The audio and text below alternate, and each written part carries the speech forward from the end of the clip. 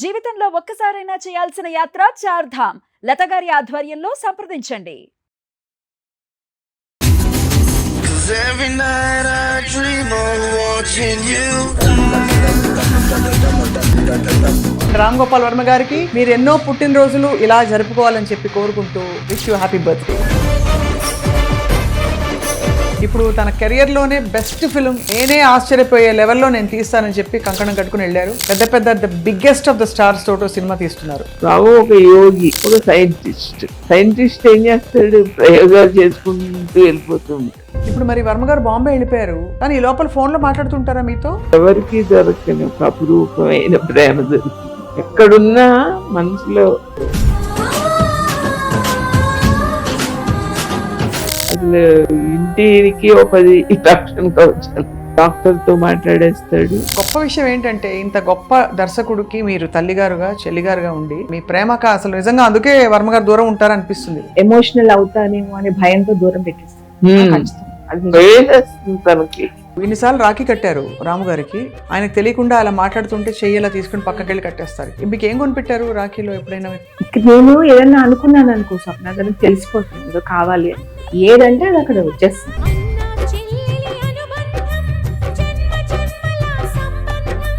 మీరు ఎప్పుడైనా కష్టం సుఖం చెప్పుకున్నారా ఇంట్లో మీకు వచ్చే కష్టాలు? ఇప్పుడు నేను ఏదో ఒక్క లైన్ చెప్పాను అనుకో, 100 లైన్లు అర్థమైపోతుంది. వెంటనే అది అరేంజ్ చేసేస్తాను.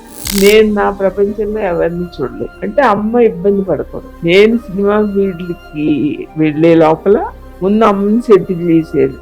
అంత గొప్ప ఆలోచన తండ్రి ఉండగా.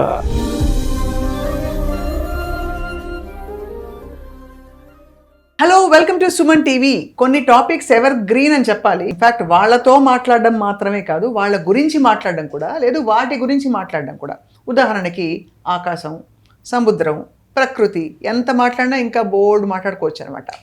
ఈ జాబితాలో మనందరికీ ఇష్టమైన రామ్ గోపాల్ వర్మ గారు, the most sensational tweet king, అందరికీ తెలుసు కదా. సో ఆయన రామ్ గోపాల్ వర్మ గారి జర్నీలో చాలా విషయాలు నేను స్వయంగా తెలుసుకున్నాను రామోయిజం ద్వారా, అండ్ ఆల్సో ఆయనతో మాట్లాడిన అదర్ కాన్వర్సేషన్స్ కూడా మీరు కూడా విన్నారు. ఇవాళ ఆయన పుట్టినరోజు సందర్భంగా, ఏప్రిల్ 7 ఆయన పుట్టినరోజు. ఆయన పుట్టినరోజు లేవంటూనే ఏదో ఒక కొత్తది మొదలు పెడతారు. ఎవ్రీ 7th of April ఆయన తల్లిగారు సూర్యవతి గారు అండ్ ఆయన చెల్లి గారు విజయలక్ష్మి గారు ఉన్నారు మనతో పాటు. అందరికీ ఇద్దరు సుపరిచితులు. ఇన్ఫాక్ట్ వీళ్ళని ఇంటర్వ్యూ చేసిన ఫస్ట్ ఘనత నాకే, చాలా ఏళ్ల క్రితం. నమస్కారం అమ్మా, వెల్కమ్ సూర్యవతి గారు, వెల్కమ్ టు సుమన్ టీవీ. నమస్కారం స్వప్న గారు. విజయ్ గారు, వెల్కమ్ టు సుమన్ టీవీ. ఊరికే సుమన్ టీవీ స్వప్న అని గారు అన్నాను, మళ్ళీ కొంచెంసేపే అన్నాను అని అనకూడదు కూడా. అది మా స్వప్న.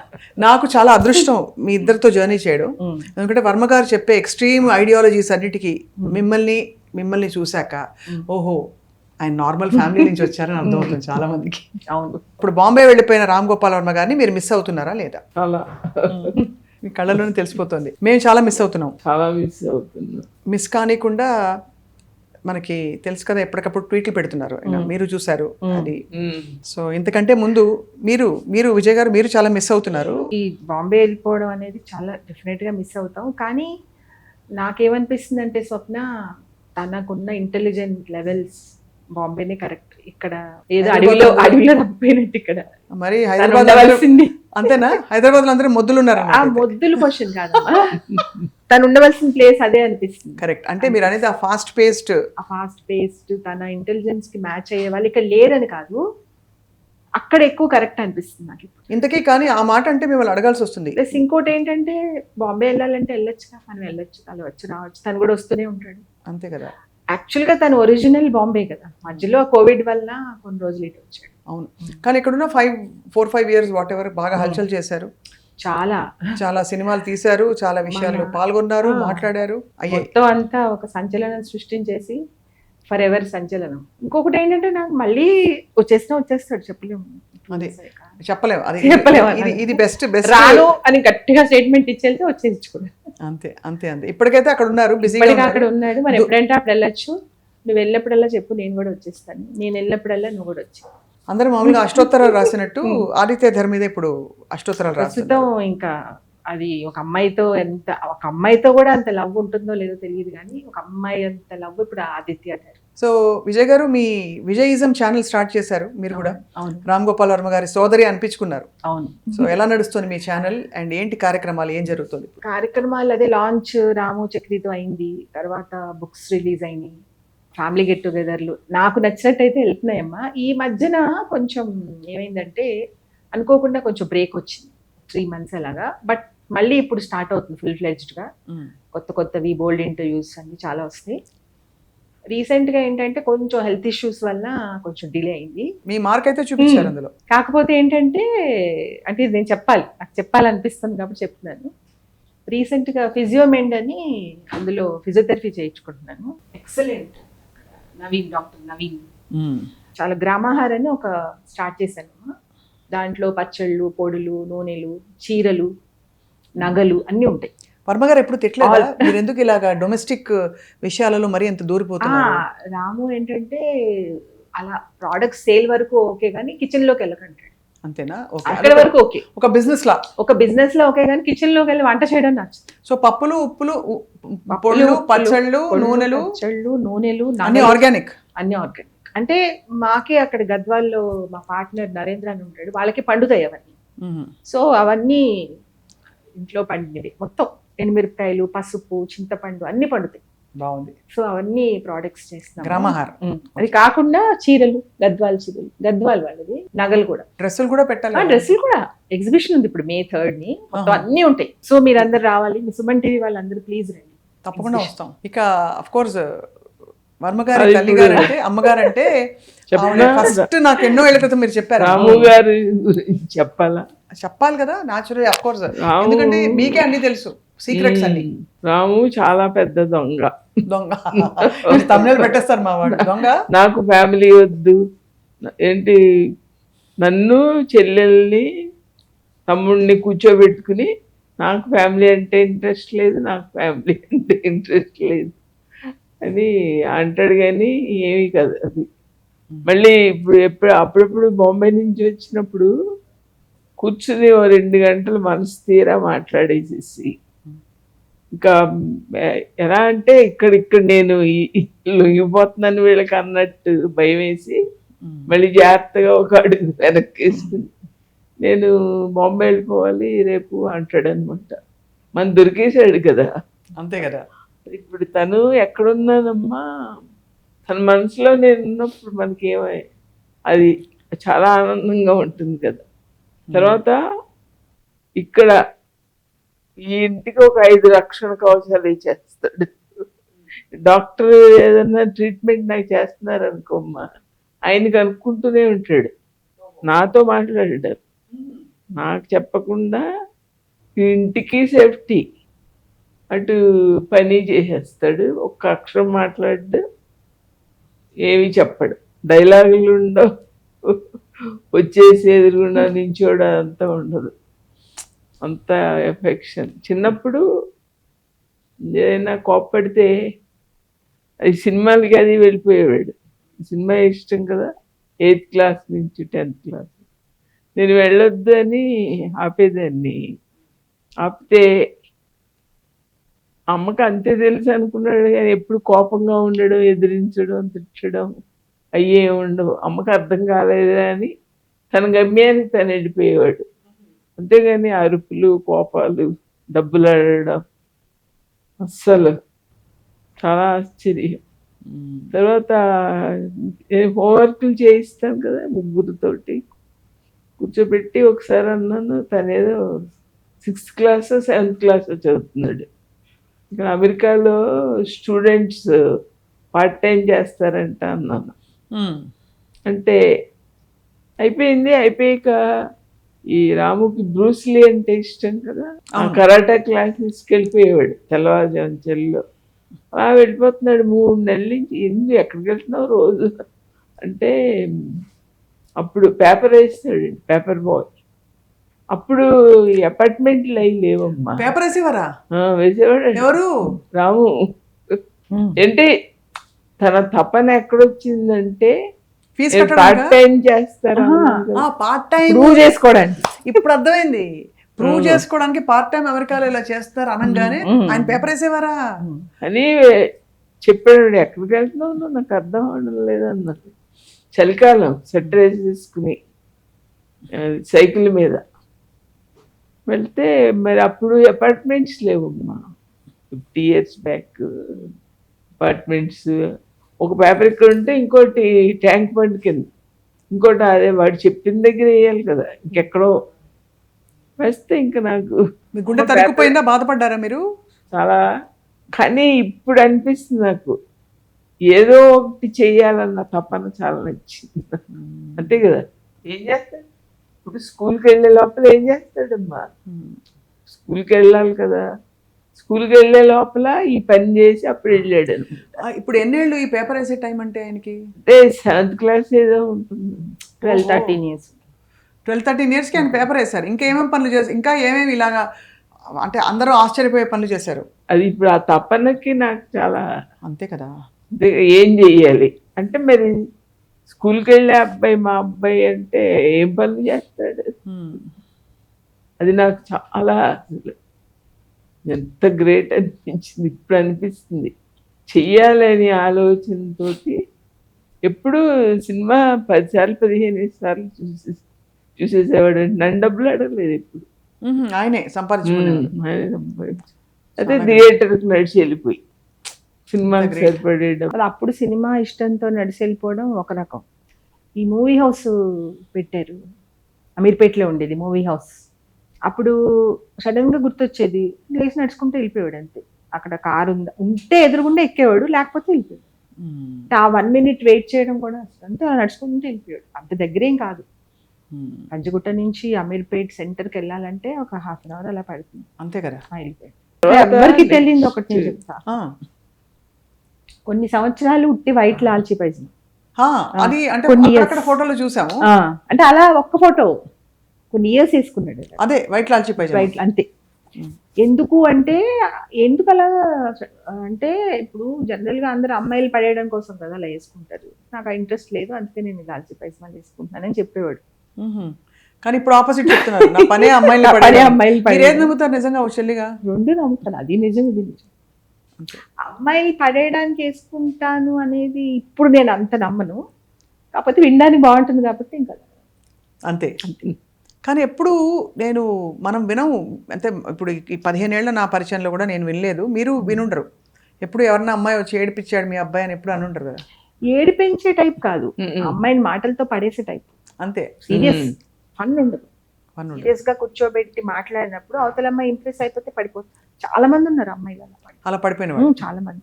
మొన్న జగపత్ బాబు గారు జయం నిశ్చయం అమ్మాయి వాయిస్ విన్నావు కదా? అవునవును, అంతే. అలాంటి అమ్మాయిలు చాలా మంది ఉన్నారు. ఇప్పుడు తన వైఫ్ రత్న విజయ స్నేహానికి వచ్చేది, విజయ కోసం వస్తే రాము గంటలు కూర్చుని మాట్లాడేవాడు. అమ్మాయిని ఏమన్నా అంటే బాగుండదని నేను రాముని లోపలికి పిలిచి, అమ్మాయితో ఏంటి ఆ కబుర్లు, నాకు నచ్చలేదు, నాకు ఇష్టం లేదు అన్నాడు. అంటే అమ్మా నువ్వు అలా అనుకుంటున్నావా? కాదమ్మా, అమ్మాయికి ఇంగ్లీష్ బాగా వచ్చు, ఇద్దరికి కామన్ టాపిక్స్ సబ్జెక్ట్. అలా అంటే అది నిజం కూడా ఒక రకంగా, ఒక యాంగిల్లో నిజం. ఎందుకంటే అంత ఇంటెలిజెన్స్ మ్యాచ్ అయ్యేది రత్నాని అప్పట్లో. రాము ఇంటెలిజెన్స్ మ్యాచ్ అయ్యేది రత్నానికి, ఎవరు లేరు. లవ్ లోకి మారింది, కానీ అసలు స్టార్ట్ అయిన రీజన్ అమ్మాయి ఇంటెలిజెన్స్. ఎవరు ఫస్ట్ చెప్పారు మీకు ఇలా పెళ్లి చేసుకోబోతున్నారని? అని చెప్పాడు. ఏమని చెప్పారు? అలా చెప్పారు కదమ్మా అంటే నేను ఎంత సిగ్గుపడిపోయాను. అయ్యో పిల్లడిని ఎలా నేర్చుకున్నాను, పాపం వాళ్ళు ఇద్దరే ఏదో జనరల్ కాదు, మంచి ఇప్పుడు ఏదైనా నీకు నాకు కామన్ గా ఒకటి ఇష్టం ఉంటుంది అనుకోమ్మా, మనం కనిపించినప్పుడు అది మాట్లాడుకుంటాం, అది చూసొద్దాం పదా, అది ఎగ్జిబిషన్ పెట్టారని అనుకుంటాం కదా. అలాగే ఒక సబ్జెక్ట్ ఇష్టం మాట్లాడుకుంటున్నాం అంటే నేను చాలా సిగ్గుపడిపోయాను. అయ్యో పిల్లడిని ఎలా నేర్చుకున్నాను. మనం 10కి వెళ్తామా అందరం కూర్చొని, నాకు ఈ మర్యాదలు ఫుడ్ తెలియదు అంటాడు కదా, నాకు మెసేజ్ వస్తుంది వాళ్ళకి ఫుడ్ పెట్టు అని. వాళ్ళకి ఏం తింటారు నాకు తెలియదు కాబట్టి నువ్వు తెప్పించు అని పెడతాడు మెసేజ్. తర్వాత మళ్ళీ చెప్తాడు, నాకు ఫుడ్ చిరాకు, నాకు ఈ మర్యాదలు నచ్చవు, ఆ ఫుడ్ టాపిక్ అని మళ్ళీ సెక్యూరిటీ వాళ్ళు ఉంటారు కదా, రాము సెక్యూరిటీ, వాళ్ళకి ఫుడ్ పెట్టని చెప్తాడు. నన్ను పక్కన చూపించు, వాళ్ళకి ఫుడ్ పెడతావా, డ్రైవర్ ఫుడ్ పెడతావా అని అడుగుతాడు. తనని స్వప్న ఏం తింటుంది? వెజిటేరియన్ కదా, వెజిటేరియన్ తెప్పిస్తావా? ఉమ్. మేఘ్నాకి ఏమి ఇష్టం? అది వాళ్ళిద్దరు తెప్పించేసే వెజిటేరియన్. అది కూడా తెలుసు నువ్వు నాన్ వెజ్ తినవని కూడా. అదే అంటే అంత తప్పకుండా పెట్టేస్తాడు మెసేజ్ తెప్పించు అని. నేనే ఇంకా ఏంటంటే రాము ముందు కూర్చొని ఏం తింటావు అని ఎప్పుడు ఆ ఫుడ్ సెక్షన్ పెట్టను. ఇబ్బందిగా ఉంటుంది తనకు. దాని ముందు ఆ ఆయన ప్లేట్లు తినరు. పెట్టి తినడు. తినడు కదా. మనకు తినడానికి వెళ్ళినట్టు ఉంటుంది చూసి. తర్వాత తిందాంలే అనే ఫీలింగ్ వస్తుంది. అందుకనే ఎప్పుడు అది పెట్టను. దానికైతే పెట్టాలనే. ఇప్పుడైతే మీరు ఇన్నిసార్లు రాఖీ కట్టారు రాము గారికి, ఆయనకు తెలియకుండా అలా మాట్లాడుతుంటే చెయ్యి ఇలా తీసుకుని పక్కకి వెళ్ళి కట్టేస్తారు. మీకు ఏం కొనిపెట్టారు రాఖీలో? ఎప్పుడైనా మీకు గుర్తున్నవి ఏమన్నా ఉన్నాయా?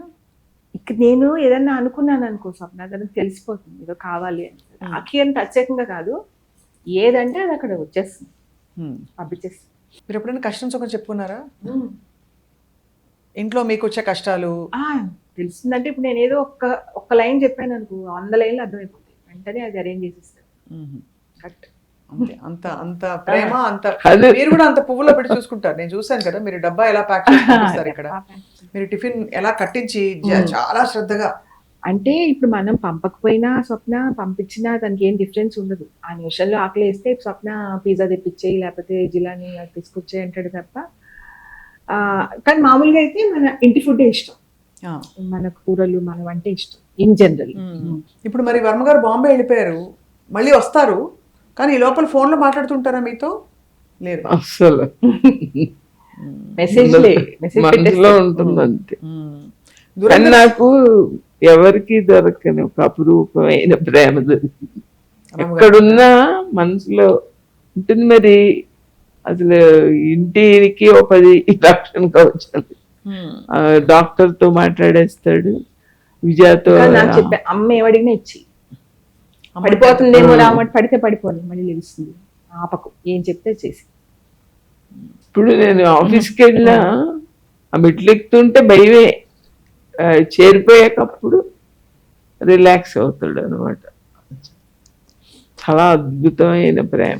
ఏమనిపిస్తుంది ఈ పుట్టినరోజుకి మీ దీవెన ఏమిటి? అన్ని ఆల్రెడీ ఆయన అనుకున్నట్టు జీవిస్తున్నారు, ఆయనకు అన్ని అమరుతున్నాయి. ఇప్పుడు తన కెరియర్ లోనే బెస్ట్ ఫిల్మ్ నేనే ఆశ్చర్యపోయే లెవెల్లో నేను తీస్తానని చెప్పి కంకణం కట్టుకుని వెళ్ళారు. పెద్ద పెద్ద the biggest of the stars తోటి సినిమా తీస్తున్నారు. అఫ్ కోర్స్ ఆయన కథే ఆయనకి బిగ్గెస్ట్ అవుతుంది, బట్ అయినా కూడా దానికి ఇంకా జోడు స్టార్స్ కూడా చేరారంటే ఆ క్యారెక్టర్స్ బాగా పండుతాయని, యాక్టర్స్ స్టార్స్ కంటే కూడా. సో మీరు ఏం దీవిస్తున్నారు, ఏం కోరుకుంటున్నారు ఈసారి పుట్టినరోజుకి? రావు ఒక యోగి, ఒక సైంటిస్ట్. సైంటిస్ట్ ఏం చేస్తాడు? ప్రయోగాలు చేసుకుంటూ వెళ్ళిపోతూ ఉంటాడు, ఆగడు. అక్కడ అది ఫెయిల్ అయింది, ఆయన అలా వెళ్ళిపోతూనే ఉంటాడు. కానీ నిజంగానే యోగిలాగే ఉంటాడు.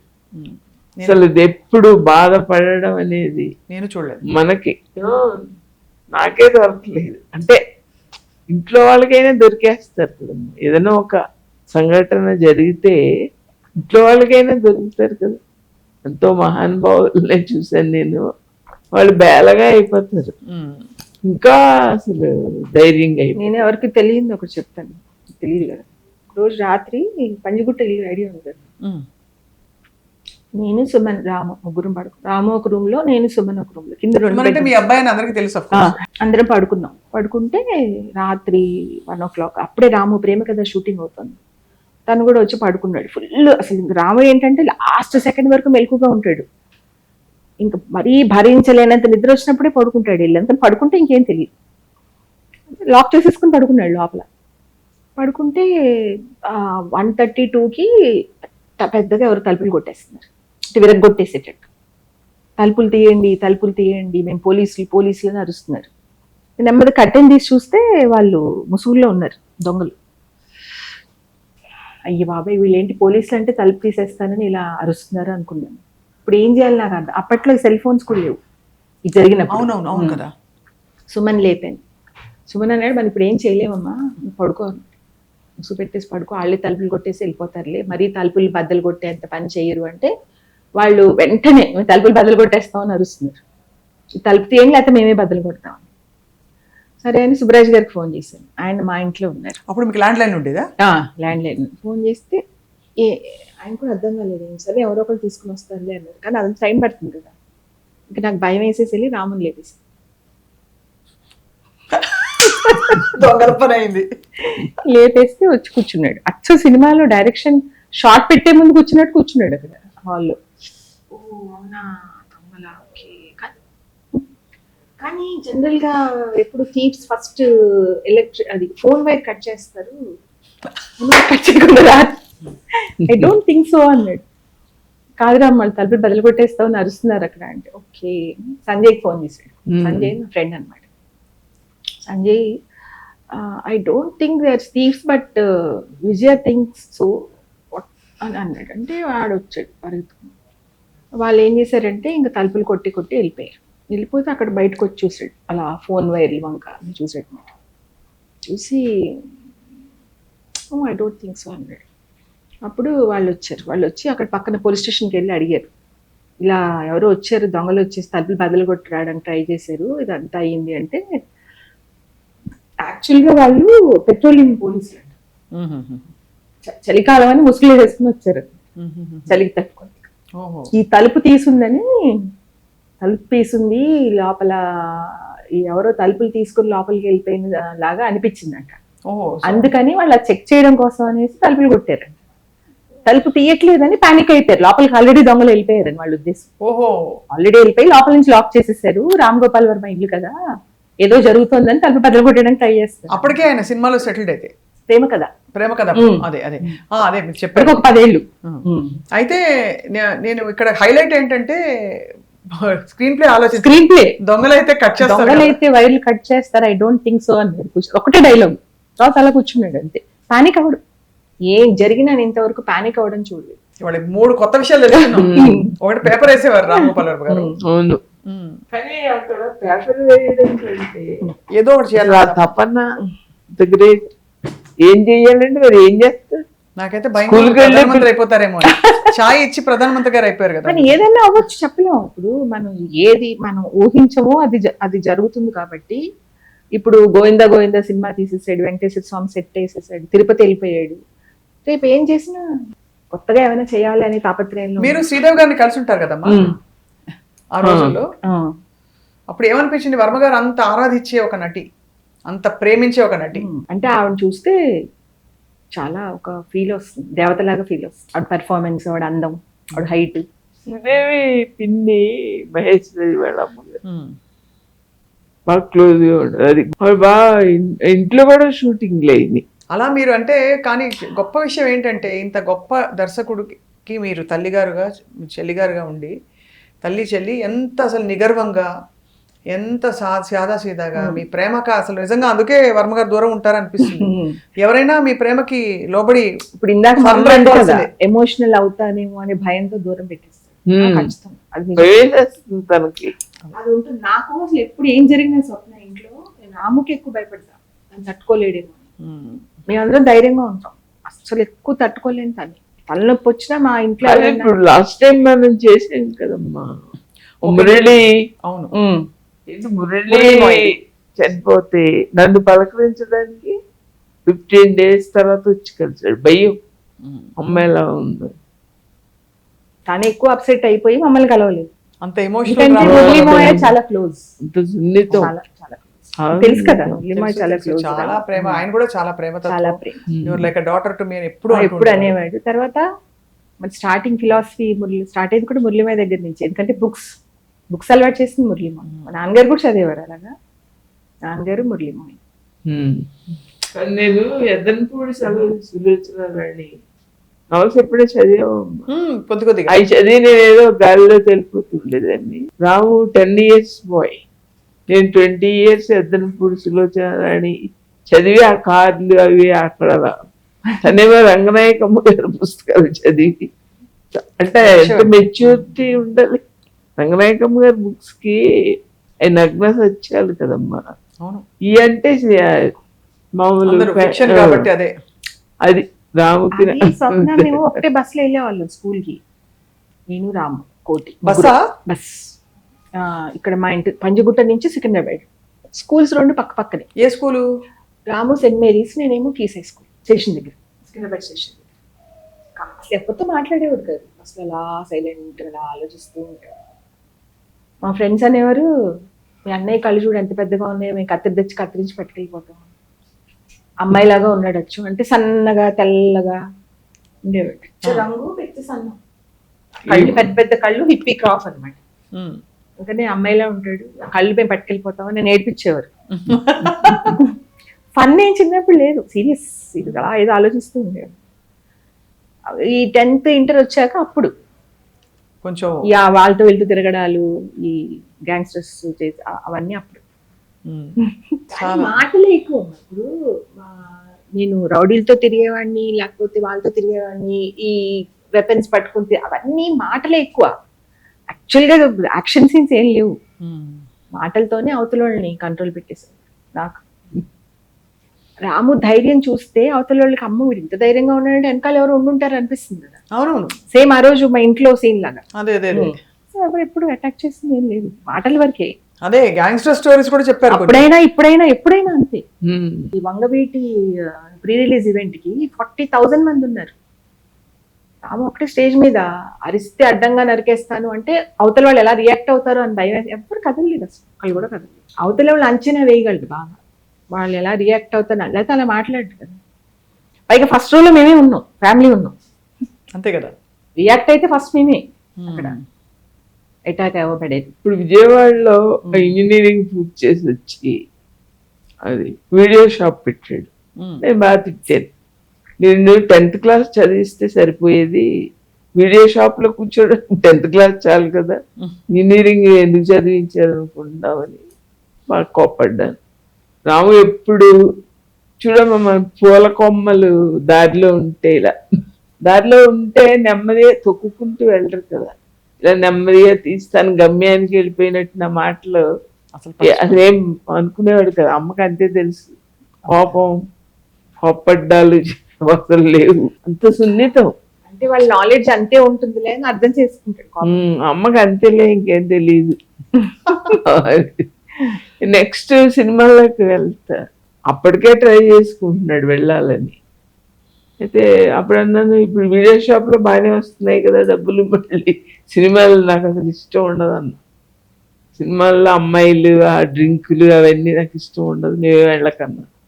అంటే ఏమన్నాడు తెలుసు, 5 గంటలకి ఆఫీస్ నుంచి ఇంటికి వచ్చేస్తారు కదమ్మా, ఆఫీస్కి వెళ్ళి వాళ్ళు అన్ని చేసే 5 ఇంటికి వచ్చేస్తారు అంతే. సినిమా వాళ్ళు ఒకళ్ళే నువ్వు లోపుగా మాట్లాడకు, అంతే కదా. అంతే కదా మరి, అంతే చేసేవాళ్ళు ఎలా చేస్తారు. అమ్మాయి భార్య అయినా అంతేనమ్మా, నువ్వు 16 తాళాలు వేసుకుని వెళ్ళినా తప్పు చేయదలుచుకున్న వాళ్ళు ఎవరు ఆపలేరు, అంతే అంతే కదా. తప్పు చేయదలుచుకోండి ఆపలేరు, మీరు ఎంత వదిలేసినా తప్పు చేయని చేయరు. అదే పురుషులు కూడా అదే కదా. ఎందుకంటే వాళ్ళ మనసు, వాళ్ళ మీద వాళ్ళకే ఇది నమ్మకం ఎక్కువ. అవును, నేను తప్పు చేయనప్పుడు వాళ్ళు అనుకుంటే నాకే లెక్క, అంతే కదమ్మా, అది కరెక్ట్, అంతే కదా. నిజం ఎప్పటికైనా బయటకు వస్తుంది. ఇప్పుడు నెక్స్ట్ ఆ మనిషిని నమ్మించాల్సిన అవసరం కూడా లేదు, మనం ఏంటో మనకి తెలుసు, నిజం ఎప్పటికైనా బయటపడుతుంది. ఎప్పుడు నాకు అనిపిస్తుంది, ఇంత గొప్ప రాము గారికి ఇంత గొప్ప అమ్మగారు ఉన్నారు కాబట్టి, ఇంత గొప్ప చెల్లి ఉంది కాబట్టి ఆయన కూడా అలా ఉన్నారనిపిస్తుంది. మీ ప్రేమ, మీ కళ్ళల్లోంచి ప్రపంచాన్ని చూస్తే మీరు చాలా అన్కండిషనల్గా ప్రేమిస్తారు, మీరు కానీ విజయ్ గారు కానీ. మనకు తెలిస్తే మనిషి లోటుపాట్లు, అసలు ఆ లోటుపాట్లు ఉన్నాయైనా ప్రేమించి అది కూడా రాదు. మీరు ఎవరు ఎలా ఉంటే వాళ్ళని అలా స్వీకరిస్తారు, అలా వాళ్ళని ఆ అందం అలాగే చూస్తారు. అమ్మ ప్రేమించడం గొప్ప కాదమ్మా, కొడుకు ప్రేమించడం గొప్ప. ఏ అమ్మైనా ప్రేమిస్తారు. కరెక్ట్ బాగా చెప్పారు. అంటారు కదా, తల్లి మనసు వెన్న బిడ్డ మనసు రాయి అని. కరెక్ట్, ఉండదు బిడ్డలకి, అంత ఉండదు, తల్లికి ఉన్నంత బిడ్డలకి ఉండదు. తను అక్కడ ఇంకా ప్రేమించే మనసు. ఫ్యామిలీ గురించి ఎంత తపనో. రాము నాన్నగారు ఏం చేసేవారంటే, వాళ్ళ నాన్నగారి వైపు నుంచి వచ్చిన ఆస్తి మా నాన్నగారు నాకు ఇచ్చింది. ఏదో కూర్చుని తింటే కొండలు తరిపోతాయి అంటారు చూడు, కొండలేం కాదు మాకు ఉన్నది, పర్వాలేదు జాగ్రత్తగా చూసుకుంటే. ఆ డబ్బులు తెచ్చి బీరువాలో పెట్టి ఖర్చు పెట్టేస్తే ఎన్నాళ్ళు వస్తాయి.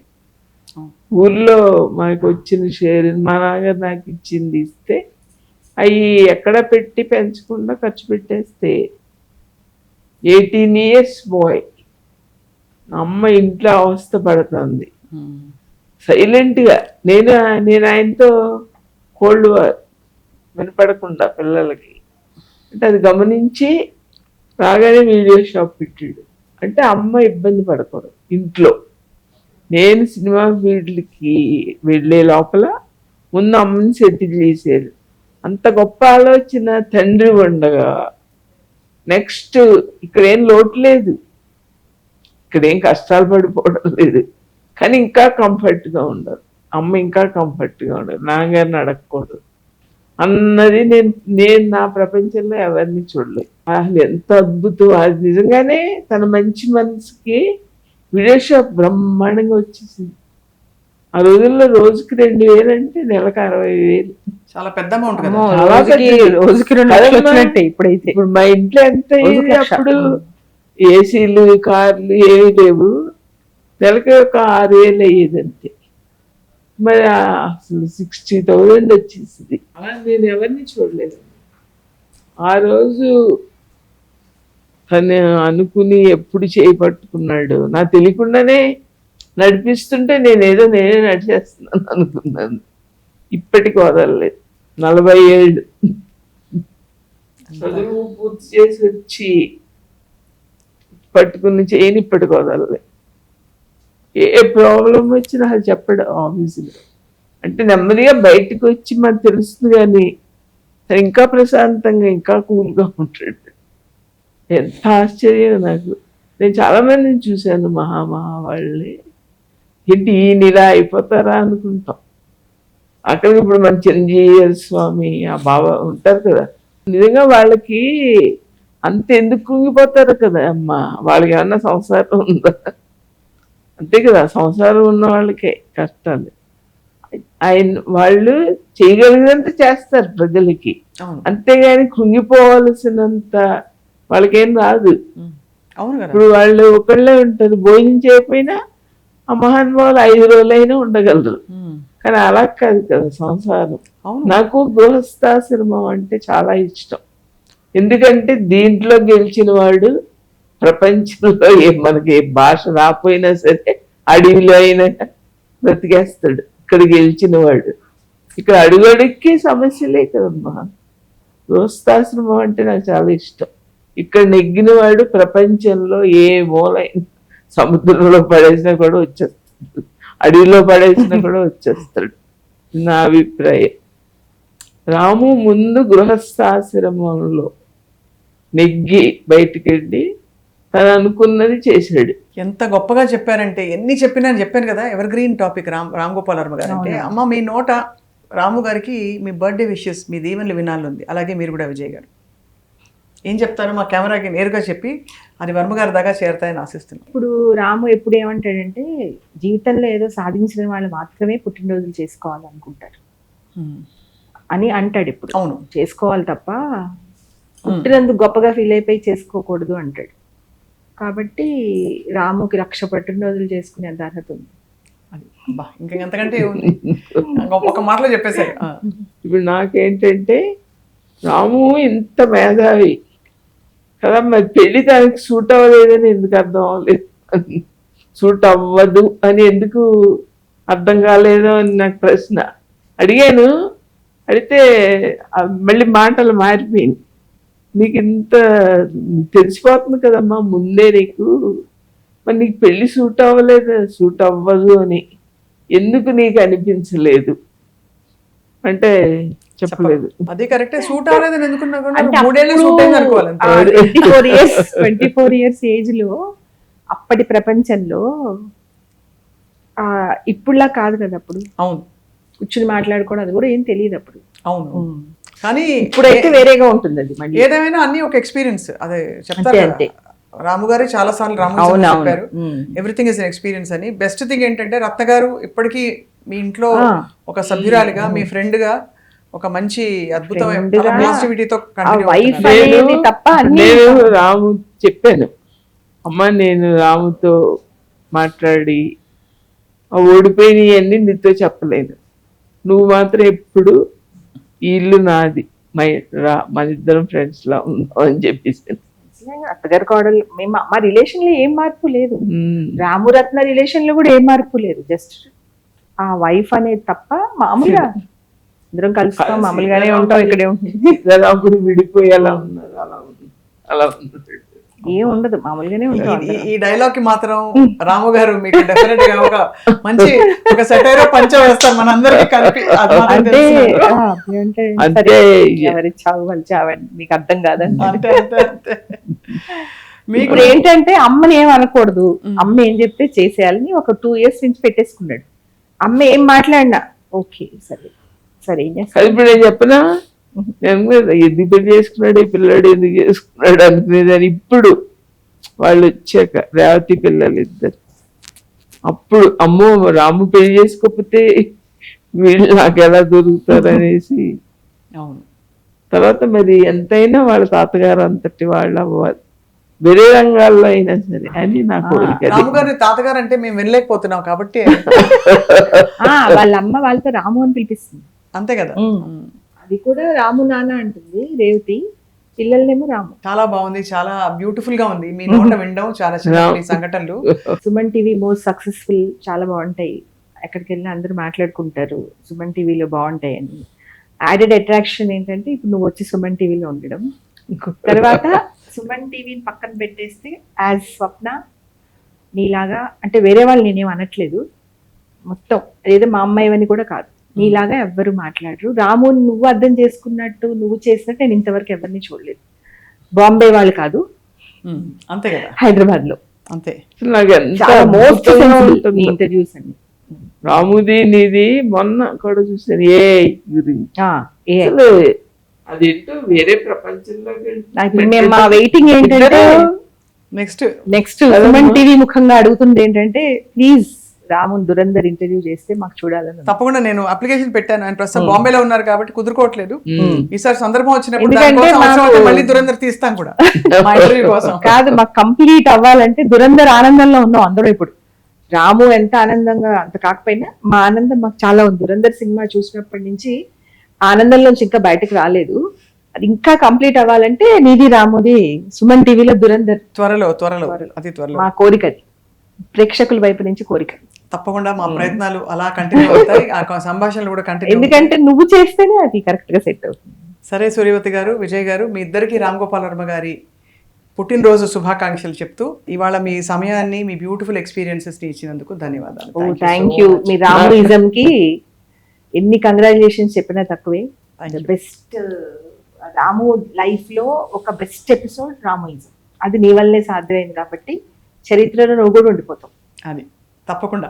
అది నాకు చెప్పనా స్వప్న గురించి, టీవీ ఛానల్లో any channel any time any subject నాకు చాలా స్పెషల్ గా అనిపిస్తుంది. మనస్ఫూర్తి అయ్యో, చల్లగా ఇదంతా మీ ఉండాలి. అభిమానం, మీ దీవెనలు, మీ ప్రేమ అమ్మా. చాలా అలాగే అవును. కాబట్టి నేను ఇంకా అసలు ఇద్దరు అంటే సమాంతర రేఖలు రాము గారి అదే ఒక చాలా అదృష్టం, అద్భుతంగా రాము సిరీస్ చేయగలరు. చాలా అద్భుతంగా ఉంటుంది. నువ్వు కూడా ఏంటంటే స్పెషల్ గా కనిపిస్తుంది, వేరేగా కనిపిస్తుంది. థ్యాంక్ యూ సో మచ్ అమ్మా. అలాగే. Thank you so much Vijay గారు అండ్ రామ్ గోపాల్ వర్మ గారికి.